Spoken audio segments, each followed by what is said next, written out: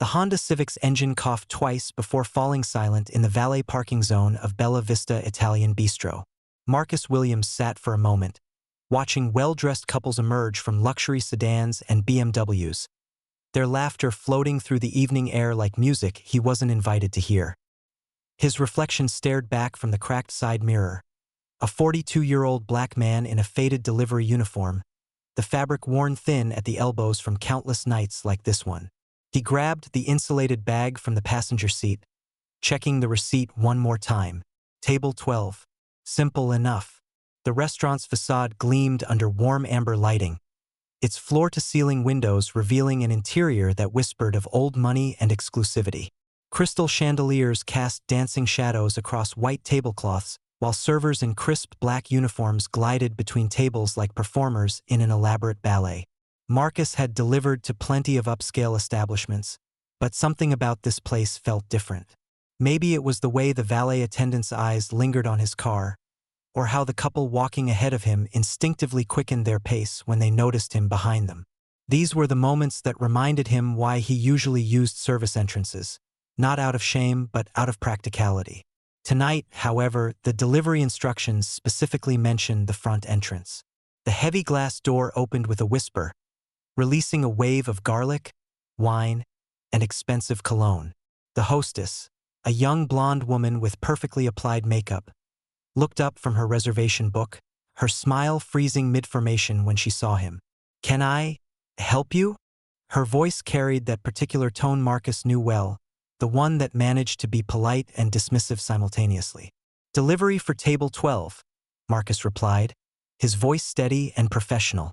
He'd learned long ago that confidence was his best armor in moments like these. The hostess's eyes darted toward the dining room, then back to Marcus, uncertainty flickering across her features like candlelight. She leaned toward another staff member, whispering words that Marcus couldn't hear but could easily imagine. In the distance, a man in a manager's jacket turned their way, his expression already hardening before he'd even assessed the situation. Marcus simply waited, holding the delivery bag with the same quiet dignity that had carried him through 42 years of moments exactly like this one. Derek Sullivan's polished shoes clicked against the marble floor as he approached, his jaw already set in the expression he reserved for what he considered problems. At 38, Derek had spent 15 years in restaurant management, climbing his way up through a combination of aggressive networking and an unwavering belief that appearances told him everything he needed to know about people.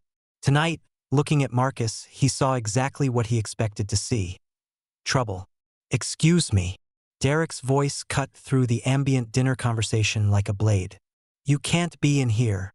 The words hung in the air between them, loaded with assumptions that Marcus had heard countless times before.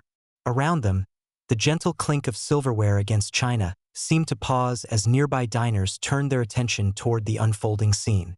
Marcus felt the familiar weight of scrutiny settling on his shoulders like a heavy coat. "I'm here to deliver an order to table 12, Marcus replied, his voice maintaining its professional calm even as his pulse quickened. He held up the insulated bag as evidence, but Derek's eyes never left his face. Delivery drivers used the service entrance. Always.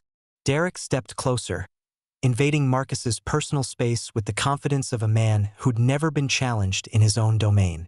"How did you even get past the hostess?"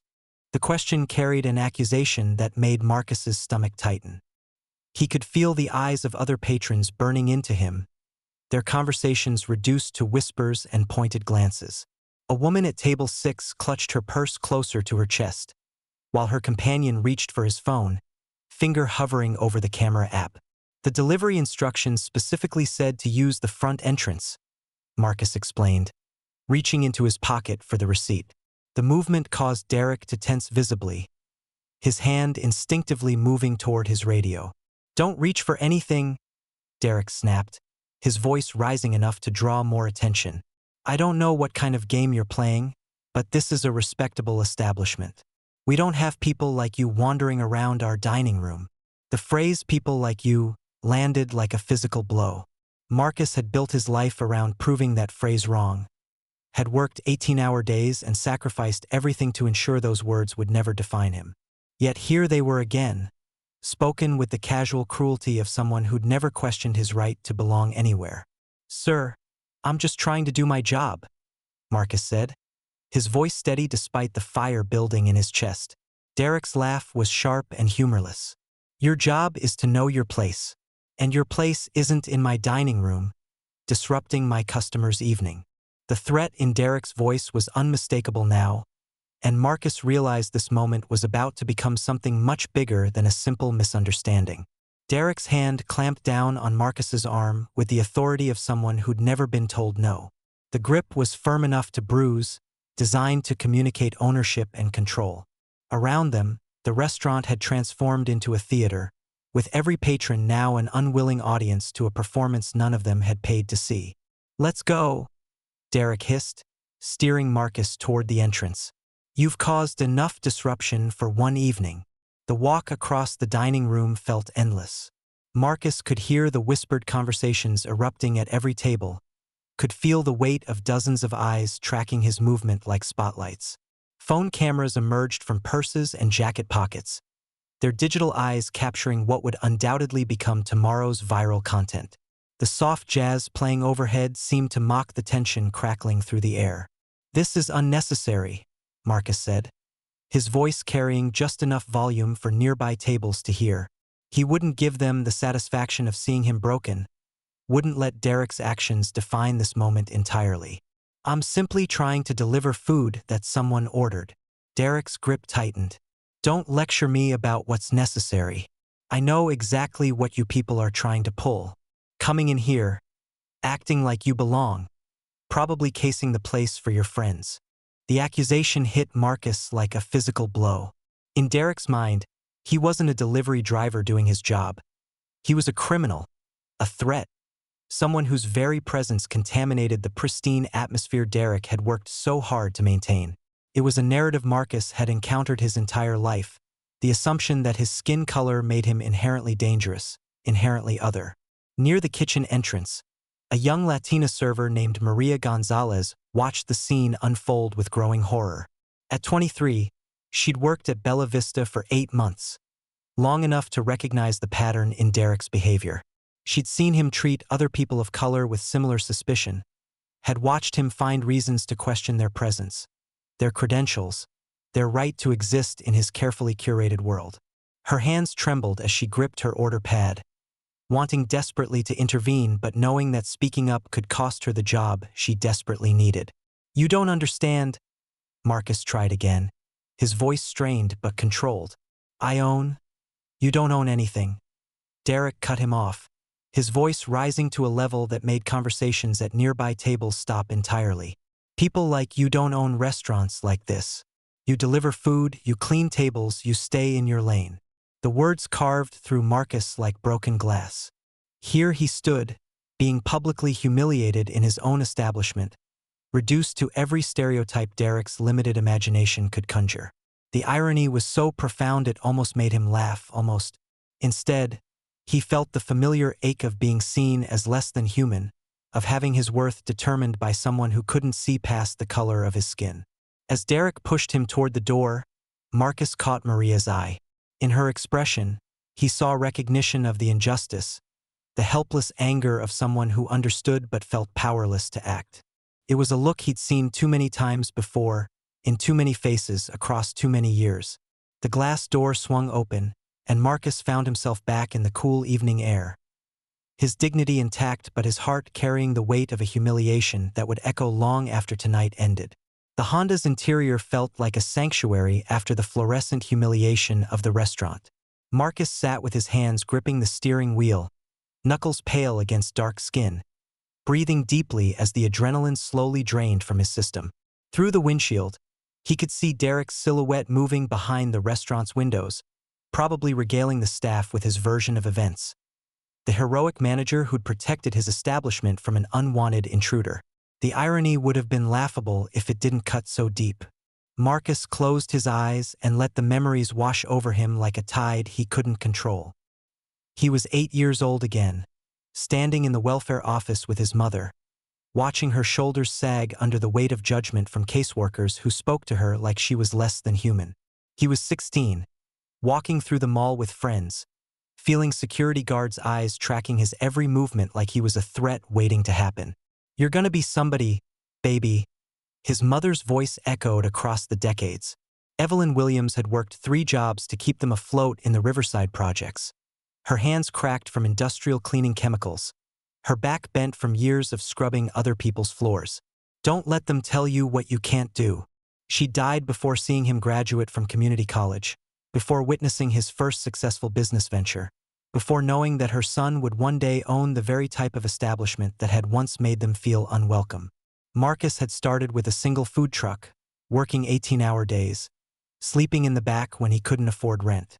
Every dollar saved, every connection made, every small victory had been a step toward proving that he belonged in spaces that people like Derek believed were reserved for others. The acquisition of Bella Vista had been the culmination of 15 years of strategic investments and careful planning. He'd bought the franchise quietly, through his holding company, preferring to let his business speak for itself rather than making grand announcements. Most of his employees didn't even know who really owned the place, a decision that had seemed wise for business but now felt like a cruel joke. His phone buzzed insistently on the passenger seat. The caller ID showed David Chan, business partner, followed immediately by Mom, and then Keisha's sister. Word was already spreading, probably through social media posts from tonight's unwitting audience. Soon there would be questions, explanations needed, damage control required. But for now, Marcus sat in the silence of his beat-up Honda, a successful businessman reduced to feeling like that 8-year-old boy in the welfare office, wondering why proving his worth never seemed to be enough. The weight of constantly having to justify his existence pressed down on him like gravity itself, a force so familiar he'd almost forgotten it was there until moments like this reminded him that no amount of success could fully shield him from the assumptions others made about who he was allowed to be. The restaurant's warm light spilled across his dashboard, and Marcus realized that tomorrow, everything would change. Marcus finally reached for his phone, his finger hovering over the contact list before selecting James Morrison, attorney. The call connected on the second ring, and Marcus could hear the concern in his lawyer's voice even before he spoke. "Marcus? I saw the posts on social media. Are you all right? I need you to contact Bella Vista Corporate immediately," Marcus said, his voice steady despite the storm brewing inside him. "Tell them there's been an incident involving their franchise owner, and they need to send someone down here tonight." While Marcus orchestrated the legal machinery that would soon descend upon the restaurant, Derek stood behind the host station, chest puffed with the satisfaction of a job well done. The dining room had returned to its normal rhythm, conversations resuming over wine and pasta, the earlier disruption already fading into background noise. "You handled that perfectly," the hostess said, her voice carrying the admiration of someone who'd never questioned the system she worked within. Derek straightened his tie, basking in what he perceived as validation. 15 years in this business, you learn to spot trouble before it starts. Guy like that, coming in here acting like he owns the place. He laughed, the sound sharp and self-satisfied. "Some people need to learn their boundaries." In the kitchen, Maria Gonzalez's hands shook as she pulled out her personal phone.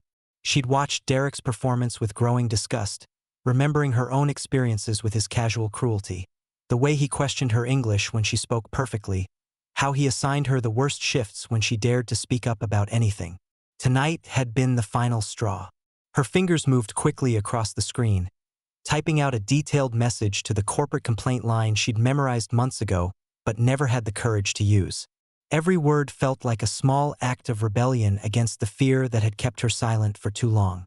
"Manager Derek Sullivan just forcibly removed a black delivery driver from the restaurant," she typed. The driver was professional and calm, but Derek made racist assumptions and created a public scene.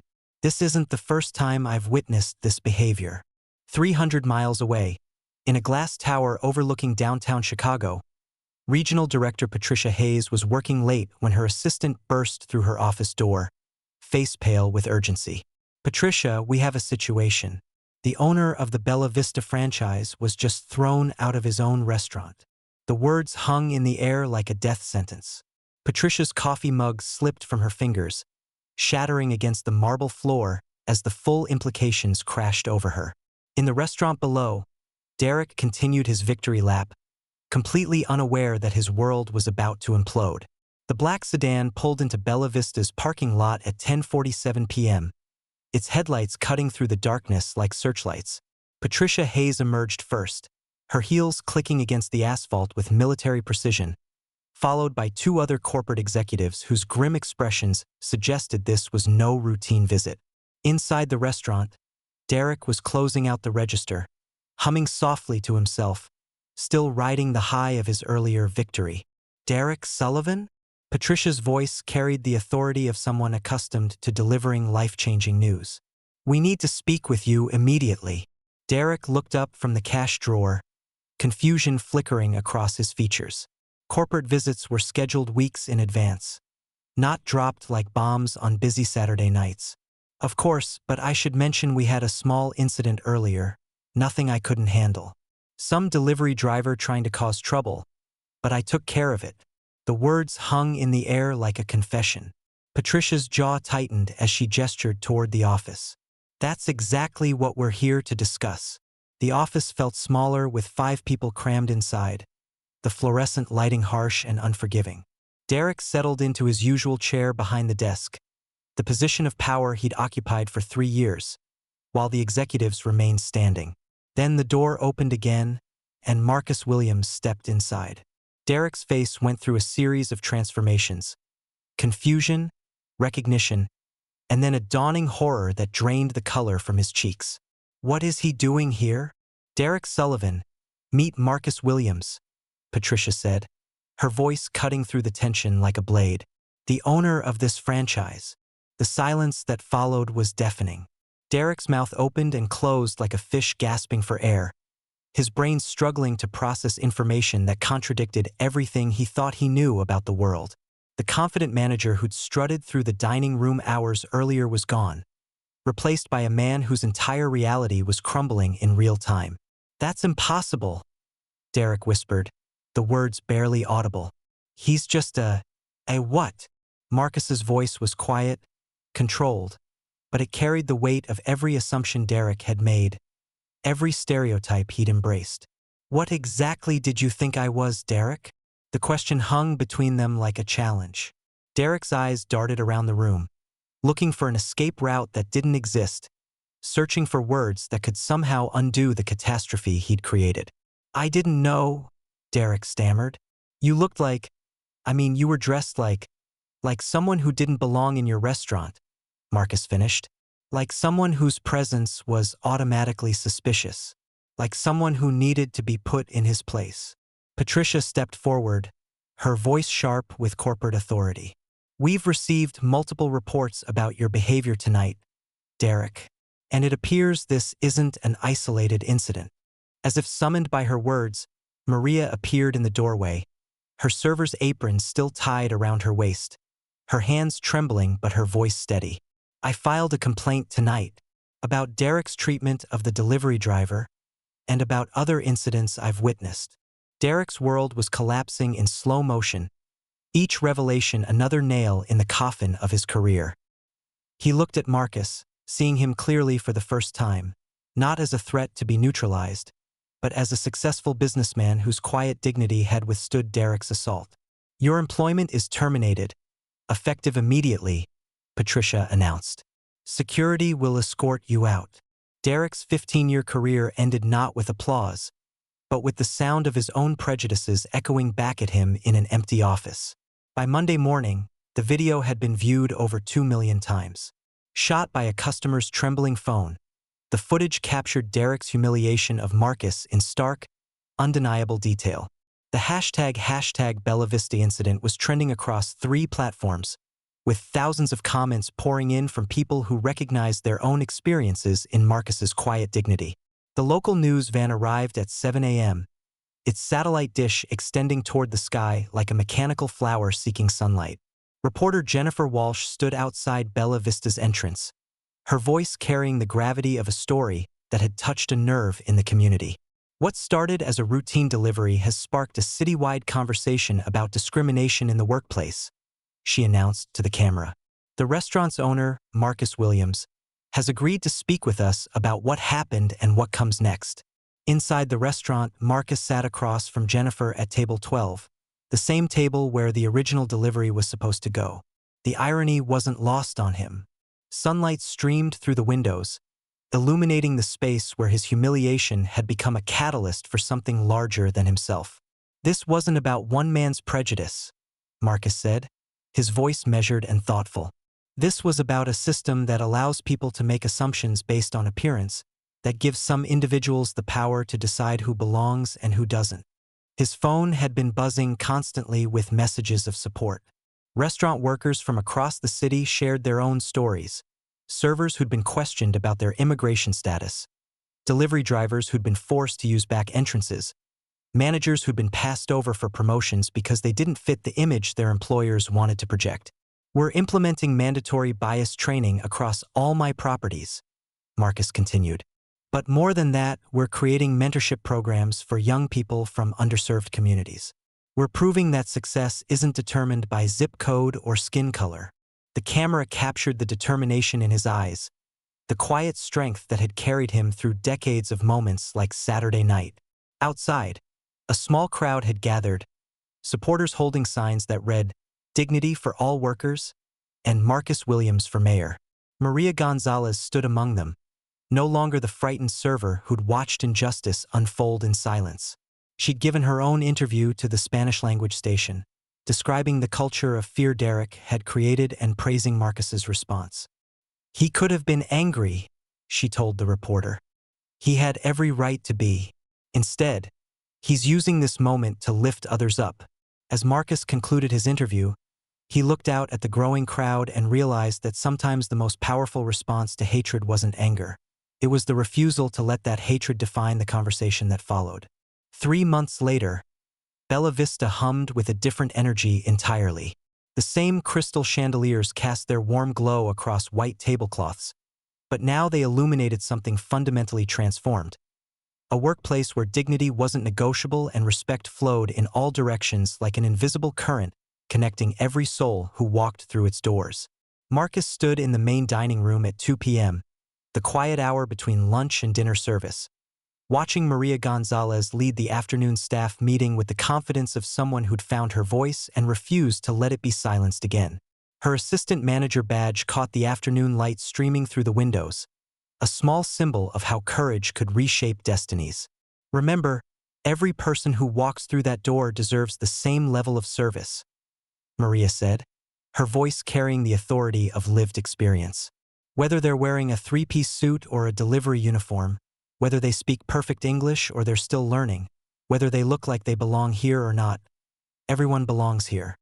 The staff nodded, a diverse group that now included 3 young people from Marcus's mentorship program, kids from the same Riverside projects where he'd grown up, learning that success wasn't about where you started but how far you were willing to climb. Their faces held the same mixture of determination and disbelief that Marcus remembered from his own journey. The slow realization that dreams could become reality with enough persistence and the right opportunities. The transformation hadn't been easy. There had been resistance from some longtime employees who questioned the new policies, customers who complained about the political correctness, and corporate executives who worried about the bottom line. But Marcus had stood firm, understanding that real change required more than good intentions. It demanded systemic restructuring of how power operated within these walls. "We lost some customers," Marcus had told Patricia Hayes during their monthly review. "But we gained something more valuable: integrity. And the customers we kept? They're the ones who understand what we're building here." The numbers supported his philosophy. Employee turnover had dropped by 60%, customer satisfaction scores had reached all-time highs, and the restaurant had become a destination for people who wanted to support businesses that aligned with their values. More importantly, it had become a beacon for other establishments looking to create inclusive environments. Later that afternoon, Marcus gathered a new group of delivery drivers in the restaurant's private dining room. 8 faces looked back at him. Young men and women from across the city who'd answered his call for applicants from underserved communities. Their expressions reflected the same mixture of hope and wariness he remembered from his own early days. People who'd learned to expect the worst, but still dared to dream of something better. "I want to tell you about a night 3 months ago," Marcus began. his voice carrying the weight of experience earned through decades of navigating spaces that weren't designed for people like him. A night when I was humiliated in this very restaurant, thrown out like I didn't belong here. The drivers leaned forward, recognizing something familiar in his story. A young man named Terrell shifted uncomfortably in his seat, his hand unconsciously touching a scar on his cheek, a reminder of his own encounters with prejudice. Beside him, Jasmine clutched her notebook, writing down every word as if Marcus's story might contain the secret to surviving in a world that often seemed determined to diminish her. Marcus continued, sharing not just what happened but what it taught him, that moments of injustice could become catalysts for change, that true power wasn't found in putting others down but in lifting them up, that dignity was something no one could take away unless you surrendered it willingly. You'll face people who judge you by your appearance, he said, making eye contact with each person in the room. Customers who assume you're less intelligent because of your accent, managers who question your credentials because of your zip code, people who treat you like you're invisible because they think your job makes you disposable. Jasmine raised her hand tentatively.